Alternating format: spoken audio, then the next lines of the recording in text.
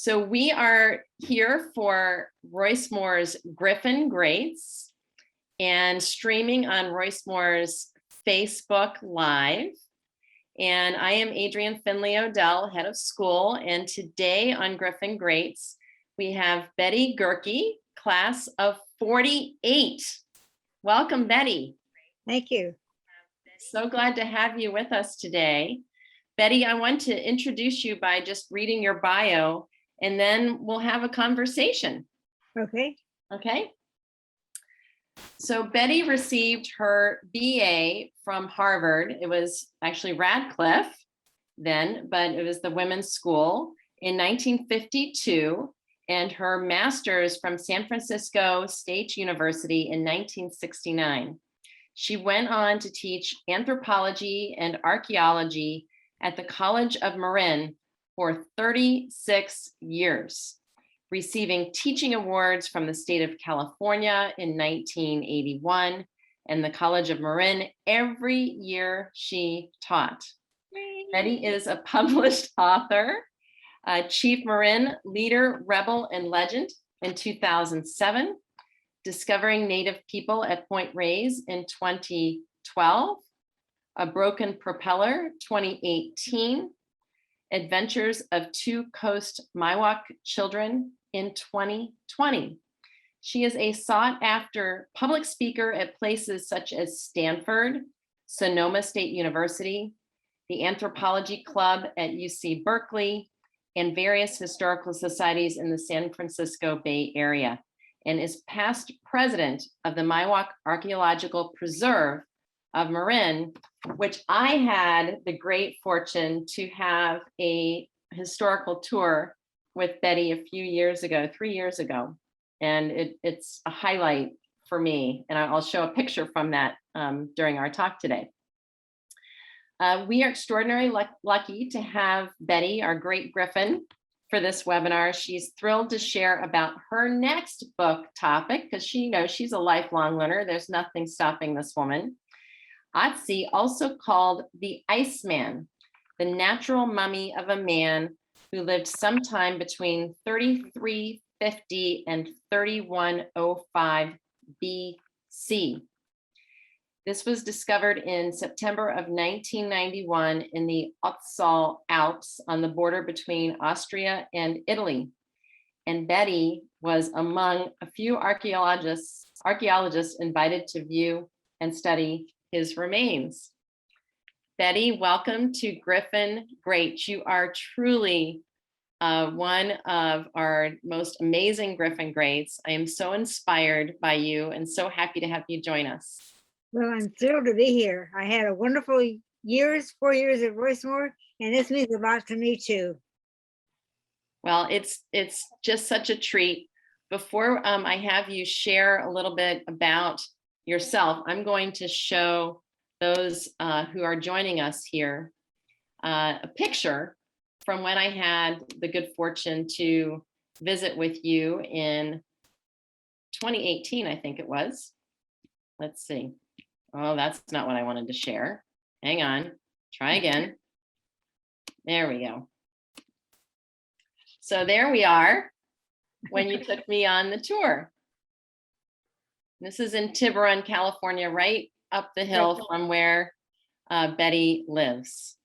And I wrote about it and published it in my LinkedIn and also the Royce Moore newsletter. And it was just a great memory for me.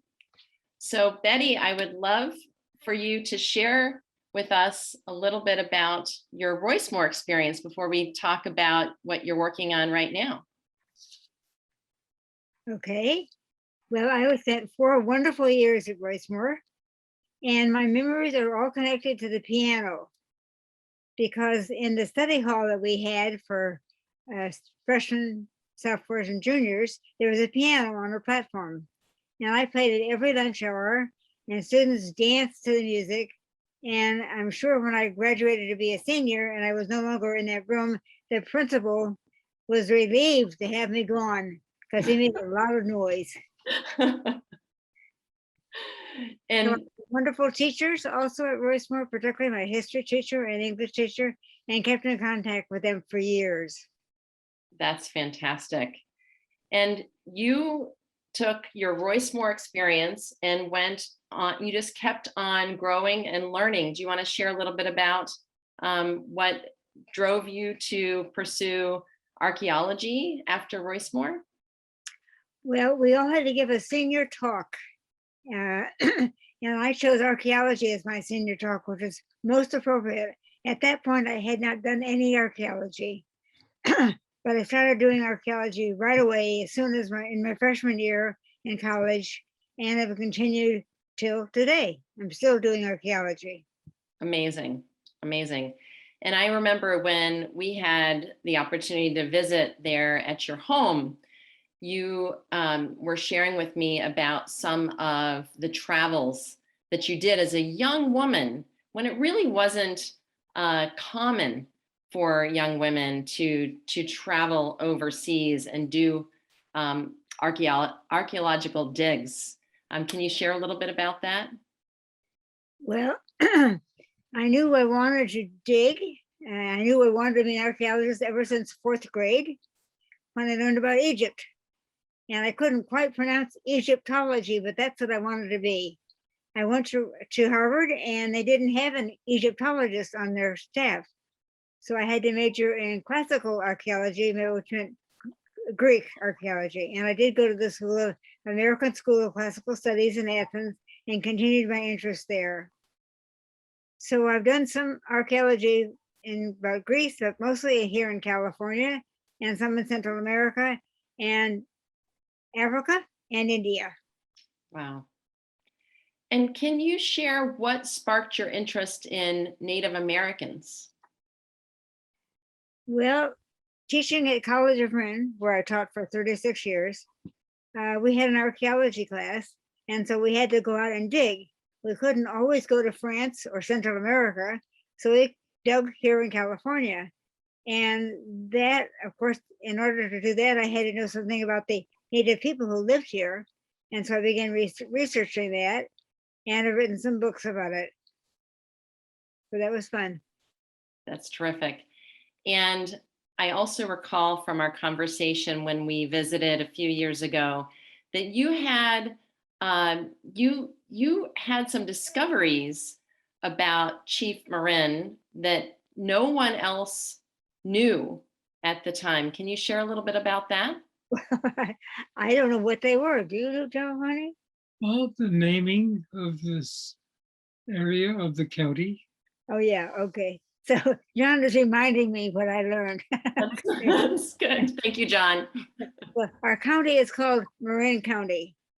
And eventually I learned who Marin was, an Indian who grew up here in my hometown of Mill Valley. And I finally found the place where he was born and lived. And maybe I took you there, Adrian, Yes. I'm not sure. Yes. Yeah. And then I had a plaque put on his property so that everybody else could know too about Chief Marin being born here in Mill Valley. Yeah, so no one knew. What I remember that we talked about was that the folks there in Marin County thought Marin County was named for it being this kind of beautiful marine area. Right. You know, that's, you know, so beautiful, so kind of centered around the water. Right. But that it was really named for this Indian chief. Right, exactly. Yeah. So Yeah. that was fun to discover, and then I became a member of the Mill Valley Historical Society, and that relationship has continued to today. Terrific, terrific. Hmm. So Betty, I would love to hear about the latest work that you're working on now, the Iceman. Did you want to talk about that and share some slides with us, I believe? I'd love to. You Great. ready? Yep, I think Sarah is going to run those Okay. for us. Great, here they go. So I've named this Secrets of the Iceman because he was 5,000 years old, and he did have a lot of secrets that we could learn about, so we know what life was like 5,000 years ago. So I'll just start my slides right now, if that's okay. Yep. All right. So when he was discovered, he was on the cover of Time magazine, as you can see.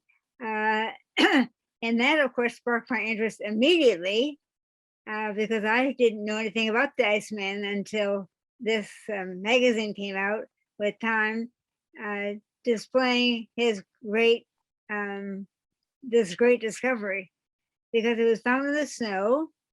Next slide. Oh, but it wasn't just Time magazine. It wasn't just the United States. He's also featured on the cover of a magazine, the most famous magazine in Germany. And here he's called the Gletschmann. Wow. And this is where he was found.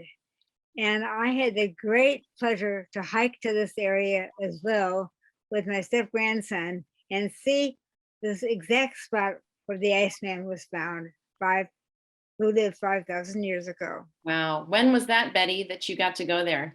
Guess like about 7 years ago. About 7 years ago. Okay. Okay, and next slide. This is the area where he was found. As soon as he was found, everybody wanted to claim him. Switzerland said it was their body. Italy said it was their body, and Austria said, no, it's our body. But it was the Austrians who got there first. And as you can see in this wonderful scene here, I think, is that coming up? Next slide. Next slide, okay. There he is. This is the area where he was found, an absolutely beautiful area, which I was able to go to, as I told you. And let's see. Oh my goodness. He was found not by me, but by 2 Austrian mountaineers.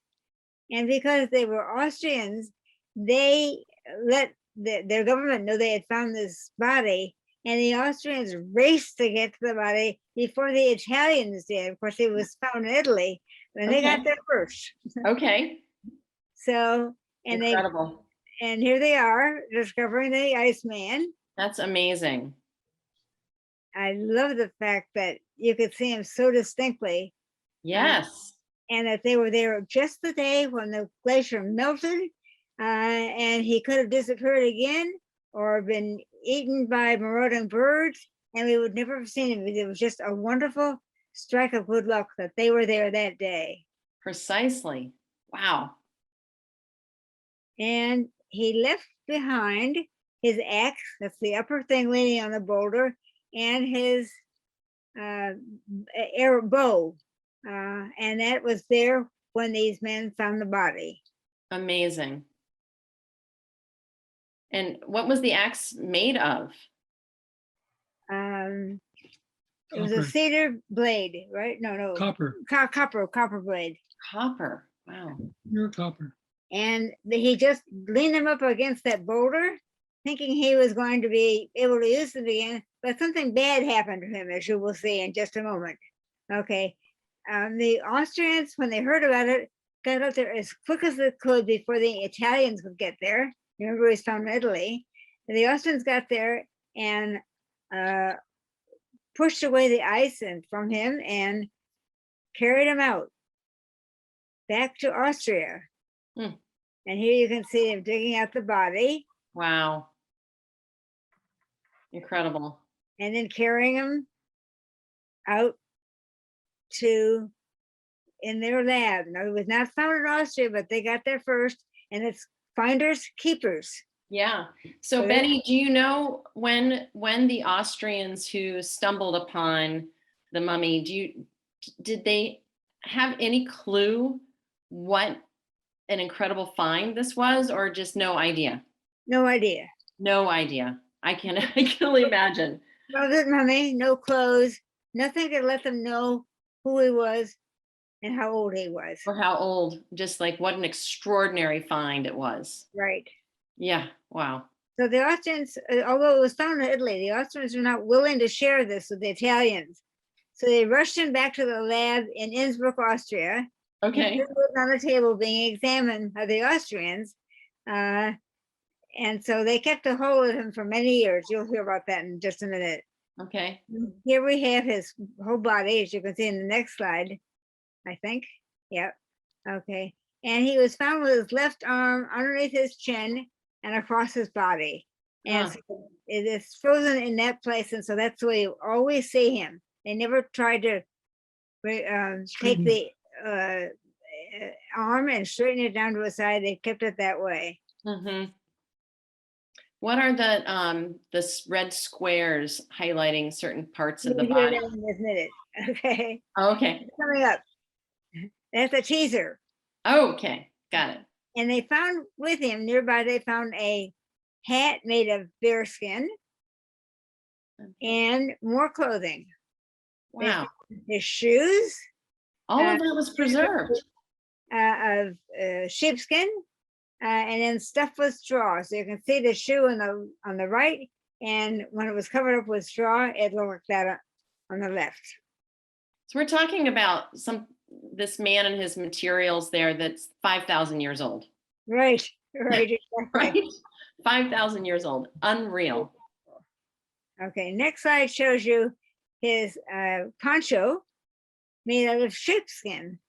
So we know that they domesticated sheep at that time. And so this is a wonderful find as well, but that's not all. Yeah. You can see how this was the sheepskin were sewed together in this next slide. Wow. The sewer wasn't a sewing craftsman, but at least they held the pieces of sheepskin together. Yeah. And then we can also have his loincloth made out of sheepskin as well. Incredible. And so you've seen already the way the stitching looked, sewing it together. And then his leggings were made out of sheepskin as well. Mm.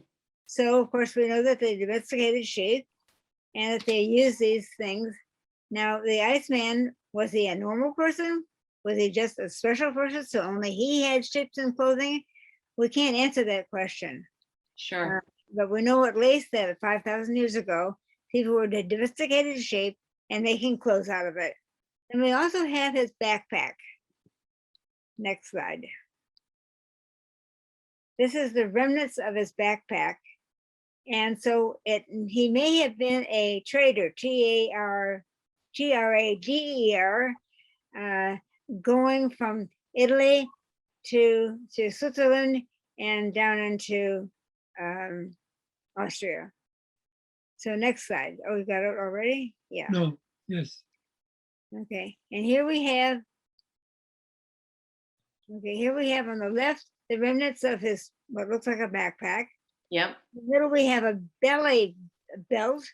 The number 16 is a belly belt that went around his waist. Mm. And inside the belly belt were these pieces of flint. Number 17 was a flint arrow. Number 19 was a flint scraper. Number 18 also flint. And number 15 was a piece of antler. And 10 was a flint tipped tool. And of course, 7 is a great big hand axe, a big copper axe. Mm. So let's see the next slide. And here is a close-up of that axe. Quite a wonderful find. Copper No blade. kidding. Pardon? It's extraordinary. We had a copper blade. Hmm. Okay. Now, continuing with his equipment, we have his holder for his arrows. That's the number 13. 14 are arrows. Number 9 is a flint point in wood. It would have been like a little saw, a little tool. And number 20 and 12 were what do you call those? For starting fires. Pardon? For starting fires. Oh, for starting fires. I forget the name of it, but anyway, it's for starting fires. That's 20 and 12. Okay, the next slide. And here is one of the flint arrowheads that were found. Mm. Now I'm a stone tool maker. So this is not a beautifully crafted stone tool. However, it would do the work that it was supposed to do. So Betty, knowing where he was found, how far away is it estimated that flint might have come from? Was it in the area? Yeah. It Well, we know from his DNA and from his equipment that he probably came from Bolzano, Italy. Mm, So this was available in Italy in Italy. and Okay. in Austria. Okay. Now the next slide is of the men in the medical school in Innsbruck studying the mummy. Now remember, the mummy was found in Italy, not in Austria, but the Austrians got there first, and so they were able to carry out this wonderful investigation of the Iceman. Mm. And of course, it looks like the Iceman is looking up at the scientists and then Yes. and saying, "Please be careful." Right. Okay. You want to put yourself in his head saying, what's going on here? And then we also know now, found out in the recent years, is that see the next slide yet? There we go. That he had tattoos on his body. This Oh, was not noticed originally. So this was found maybe 3 to 5 years ago. And you can see on his wrist he had some lines, and his legs he had some lines, and it's thought that these were incisions, perhaps where he had painful arthritis. It's just a guess. We don't know, but that's where they're located, and no place else on his body. And when I was in Innsbruck looking at the Iceman, they turned his body over so I could see his back too. And there were, although they're not pictured here, there were a few lines on his back as well. Mm. Okay, next slide. Oh, you can see. Oh, yeah. So you can see they made the incision and then rubbed charcoal in there to maintain it. And I think it may have been areas of where he had arthritis, but we don't know. Hmm. And then on his wrist as well, in this next slide, you can see the marks on his wrist. Incredible. And so that was charcoal that was used for that? Pardon? That was charcoal that was used for that? Exactly, and rubbed in there. Hmm. And then relatively recently, we found out something else about the Iceman, which you can see in the next slide, and that he had an arrowhead in his back. And scientists tell us that the spot where the arrowhead hit would have killed him immediately. It hit an artery, and he would have died from that. So now we know how he died. How he died. Incredible. The X-ray. We didn't know that until, of course, they X-rayed the body. Right. And today, he's wrapped up back on ice again, and put back Next slide, yeah. and put back into a refrigerated room. And now he's no longer in Austria. Since he was found in Italy, the Italians finally got their way and they got their money back. Wow. So Okay. he's in a museum in Bolzano, Italy, North Italy. Okay. And where did you go to see him? I saw him while he was still in Austria, in Innsbruck. Okay. Yeah. So I have not seen him since he went to Italy. Okay. So that's the story of the Iceman. Wow. Thank you so much for sharing that. Really incredible. And so all of this you're using to write a book about it, right? Well, I'm trying to avoid that. Oh, okay. I've written a number of books and they all take time. And Yes. I'll put it that I might write the book. Got it. Okay. All right. In the meantime, you've been giving lots of lectures and sharing what you've learned. Yes. Yeah. That's terrific. It is so amazing to think about how advanced civilization was 5,000 years ago. Yes, it is. What was the discovery of the Iceman? Did that prompt kind of new understandings about like how people lived then that weren't understood before? Oh, absolutely. Yeah. Because it gave us a date for when we knew that sheep were domesticated. And so it gave us dates and times, we're both same thing, dates and times, of when different events occurred. And so domestication of sheep was an important one. And so we know it happened at least by 5,000 years ago. Amazing. When you think about what was happening there, like, is there is, and then you can kind of go back to Greece, where you said you did some of your early archaeological work in Right, Greece. right.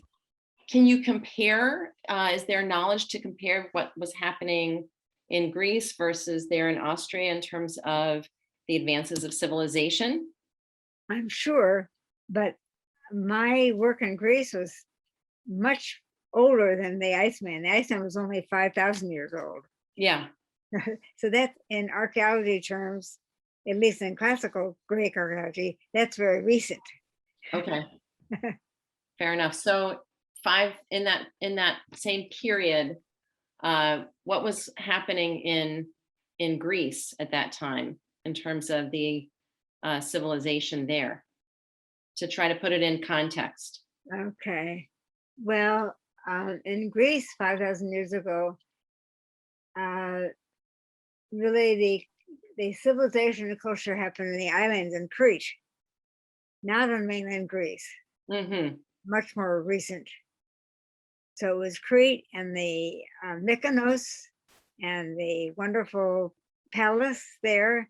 That's the earliest history of Greece, and much earlier than the Iceman. Okay, got it. Yeah, one of our fellow Royce Moore alumni has a home on Crete. Oh, really? Yes, Go and there, visit. yeah, I had the good fortune in June to be able to visit her there. So it was really amazing. Yeah. Now, when I was a student at Harvard, I took a class on classical archaeology, and I went back to visit maybe 3 or 4 years later, and went to visit my professor, and he showed a pot, and my face brightened up because I recognized the pot, and he turned to me and said, "Betty, where is that pot from?" Now, if it could be in any other pot, I would have known, but I knew exactly that it came from Gornia, and so I had a chance to go to Crete and go to Gornia and see this small village where this wonderful pot was made. The pot was all octopuses, one octopus, and all the tentacles came around the whole pot. It's really quite a wonderful pot. Incredible. Yeah. Yeah, I'm fascinated by the history, and it's such, obviously that you've spent your whole life in that world, and for me just to have a little introduction through you, through Helen Swanston, the alum that I visited in Greece, is such a treat for me, and I'm glad that we can share that with our Royce Moore community. Well, actually, Adrian, it started in Royce Moore with my history teacher. Oh, And my history teacher showed us sides of the pyramid, not just the pyramids, but mainly of classical Greek buildings. And so I studied the Parthenon and the Erechtheion, and those are great memories for me. And so, of course, I went to Greece to see those things. But it all started at Royce Moore. Royce Moore was a very important feature in my career. that is terrific to hear. Yeah. Yeah, so for any of our budding archaeologists in the student body, they should know that even those ideas they have as high school students or even as middle school students, that they can take root, they can take shape, and change your life. Absolutely, absolutely. Yeah. And never miss an opportunity to do something like that. Lots of these things just happen out of the blue. Someone says, "Are you interested in this? Are you interested in that?" Always say yes. I Always, am yeah. interested, and don't miss an opportunity to have a wonderful adventure. Oh, that is a tweetable tweet, Betty. Don't miss an opportunity to have a wonderful adventure. That is such great advice for all of us. Love it. I spoke at a commencement address at Royce Moore, maybe 10 years or so ago. And I wanted to show the students that the easiest answer is sometimes the best answer. Mm, I had a piece of obsidian with me, a big block of very sharp stone, and I knocked a flake off, and I was going to show how just that simple flake could cut a deerskin that I had with me. Unfortunately, I cut my finger. oh no. And so everybody, it's fine with me. I'm used to cutting my fingers working with obsidian, but everyone in the audience was looking at that blood flowing out. And the headmaster had to go get a Band-Aid to cover it up, and I continued my talk. Oh my goodness, there's nothing to stop you, is there? You're carrying on with your graduation speech, bleeding, but Right. carrying on. That's amazing. So Betty, I would love to see if anyone who is listening in has a question for you. We can bring them forward, or they can post a question in the chat. Maybe Sarah has a question that she would like to ask because she's kind of quiet in the background, but would love to open it up. And just pause for a moment.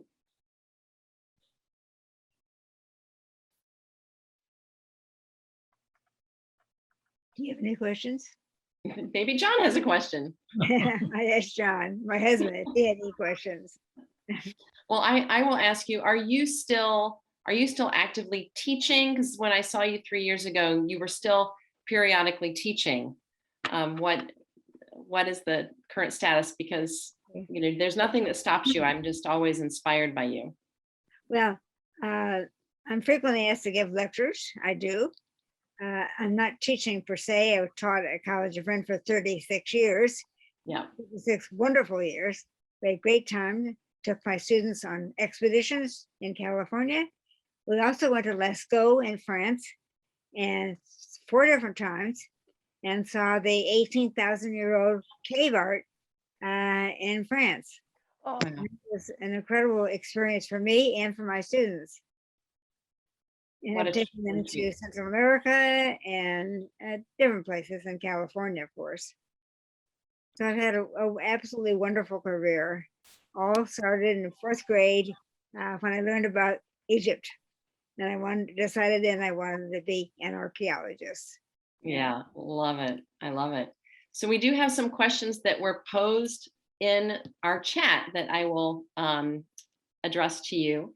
The first one is, do you have a recommendation of the best place to see petroglyphs in the United States? Wow. Yes, I do, but painted rock, and I cannot remember which state it is in. Is that New Mexico or Arizona? Possibly Arizona. I'll have Maybe to do Utah. some work on that. Okay. Have you seen those too? Have you seen the painted rocks? I have not. Okay. One of the best places to go is Bonampak in Central America. And that's not easy to get to, but you can hike in there.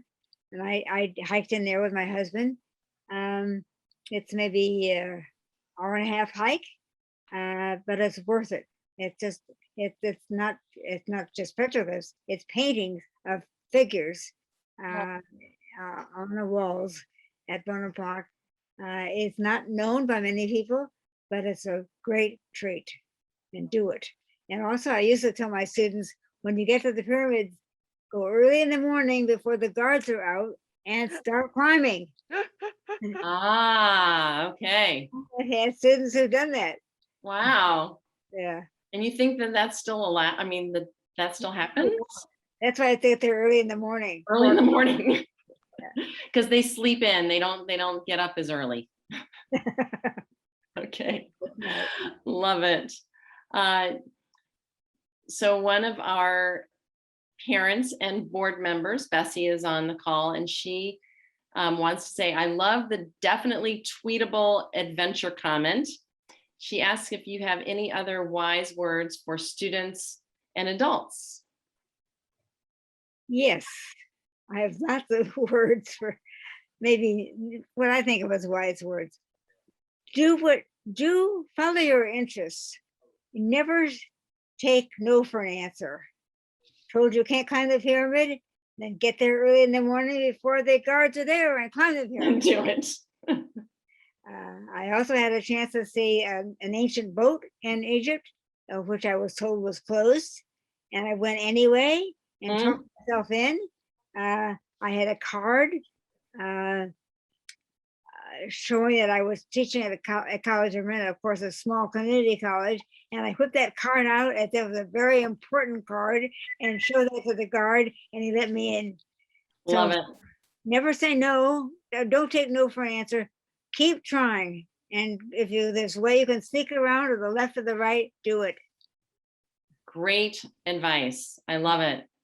Except for our middle school students when they're trying to work their way around things that they're not supposed to be doing, but that's okay. You know, we want them to challenge authority appropriately, right? Absolutely. Yeah. So here's a question for you. What can you share with us about the Illinois area Native Americans? What? Illinois Native Americans. Illinois. Oh, wait, okay. You know, that's very interesting that you would ask me that question because, of course, I grew up in Illinois and I should have the answer, but I do not. We didn't study it in grade school. We didn't study it in high school. It was never studied.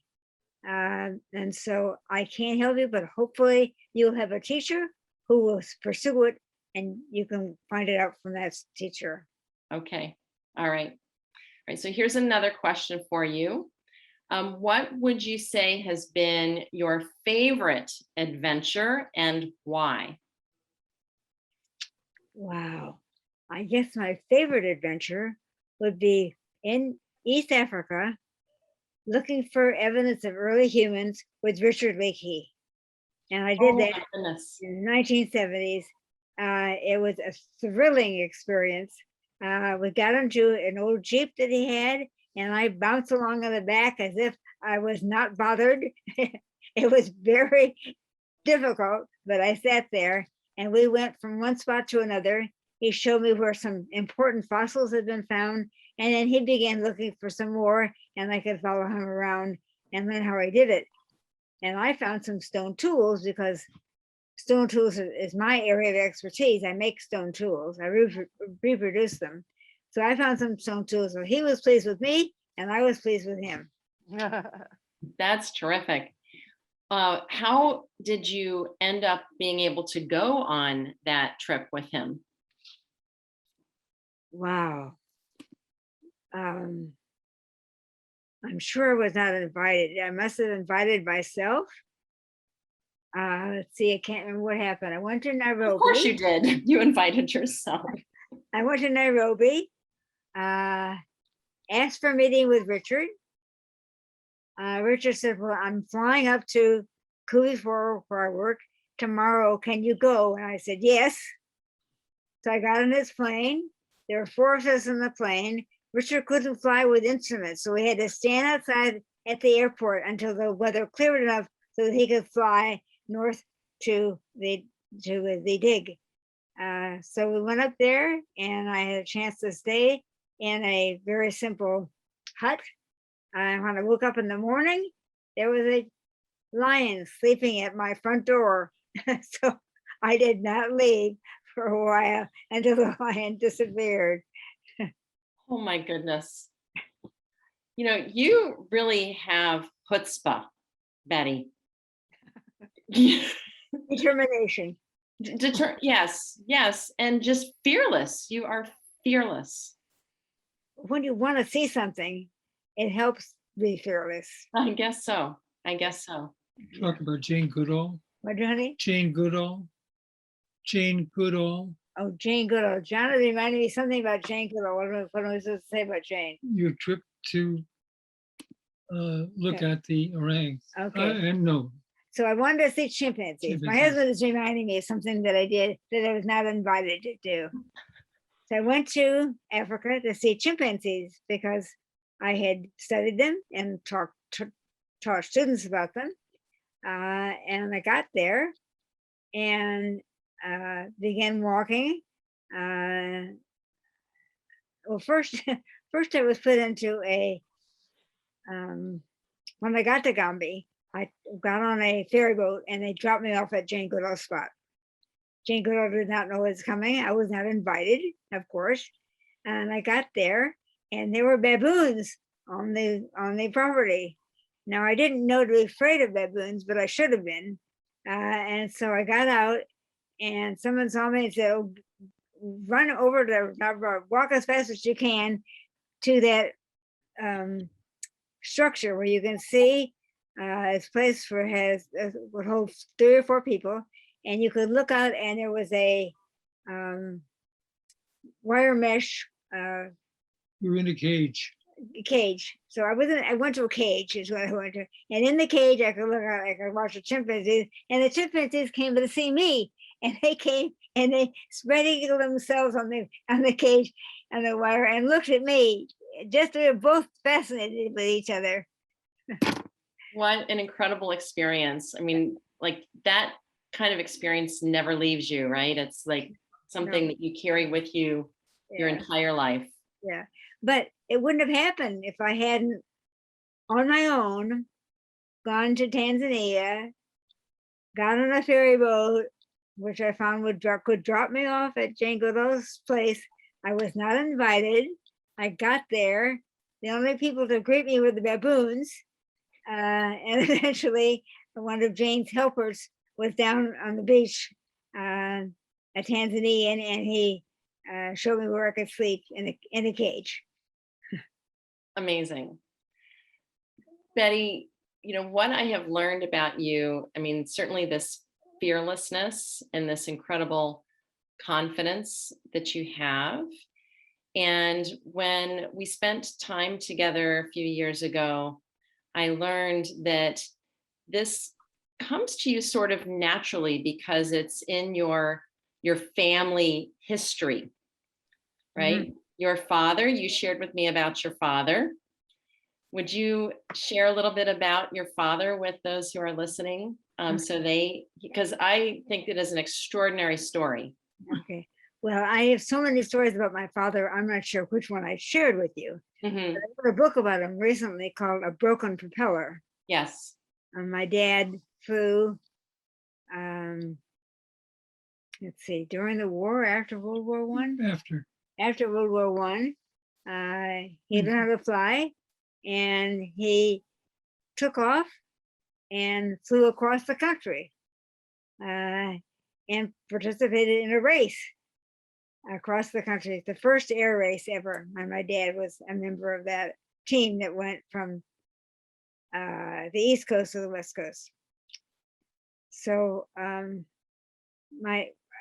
one point in Africa, when I was out looking for stone tools, and I got lost, and I went up, I found a little higher spot. I went up and sat there and figured the Tanzanians will find me, I'm sure, if I just sit here and be quiet.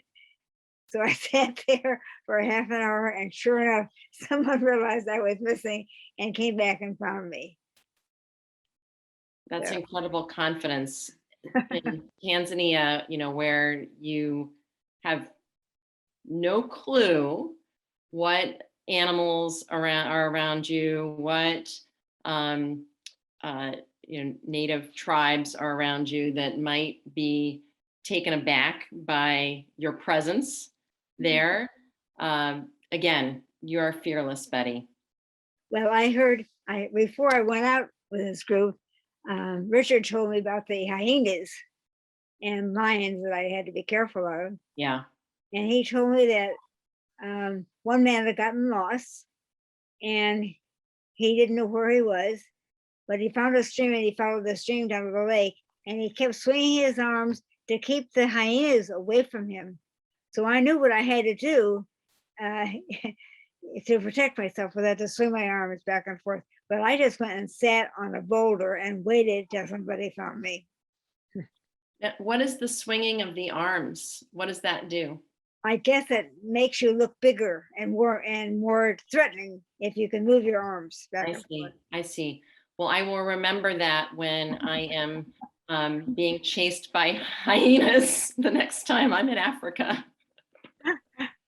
Hopefully you will not do something so foolish. Yeah, well, yeah. Betty, one of our attendees, Anita, wants to say thank you for sharing your amazing adventures and wants to know, what is your next adventure? Well, that's a good question. My husband, unfortunately, is sitting here next to my side. So I can't give away too many secrets, or tell me, no, I can't do it. All right, John, plug your ears. so Betty can share with us. All right, there you go, Betty. You're good. You can share. Actually, I haven't planned another adventure. There's enough adventures going on here, and I'm constantly being asked to write about something. And so books are being published. My latest book is, where is it? I don't see it here. Here we go. Oh no. Here's my latest book about my father. There you go. Yes, which you kindly gave me a copy of. But I'm looking for another book and I can't find it. Anyway, writing books keeps me active and keeps me out there in the field looking for new things to write about. And would I be guessing correctly that some of the files behind you are full of research that you've done? I'm sorry, I didn't understand the question. I said, would I be guessing correctly that some of the files I see there Oh, yes. behind you are some of the research that you've been doing? Absolutely, absolutely. I cleaned up the office. You can't imagine how many more piles there were an hour ago. Yeah, I'm sure.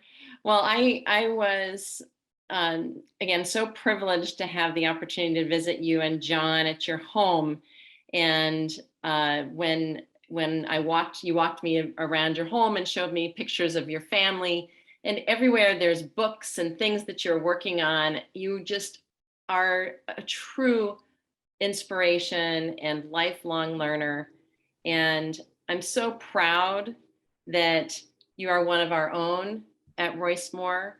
You are just such a shining star as an alumni, a true Griffin great. Well, Royce had a lot to do with that. Not Harvard, Royce Moore.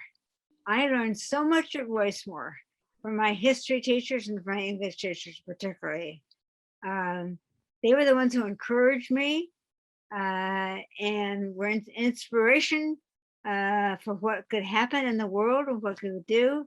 And so Royce Moore is the reason that I'm here talking to you because of their support of my ideas.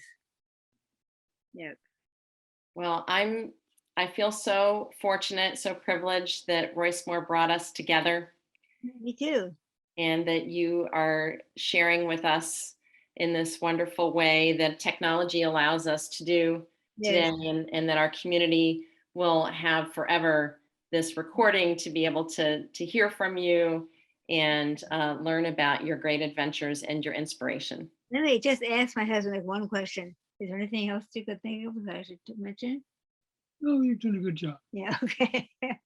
I asked my husband if there's anything else he thought I should say, and he said, "No, you're doing a good job." Yeah, and you are. So that's a 92-year-old talking to a 90-year-old. Yes, right. You know, he is your elder, so you know he's saying good job. I want to share this also comment from Bessie. She says, "What a delightful conversation. I've greatly enjoyed these incredible and inspiring stories. Betty, you are a fascinating person, and I'll be checking out your books soon to learn more. Thank you." Oh, thank you. Okay. That's very kind. Betty, John, thank you so much for joining us tonight on Griffin Greats.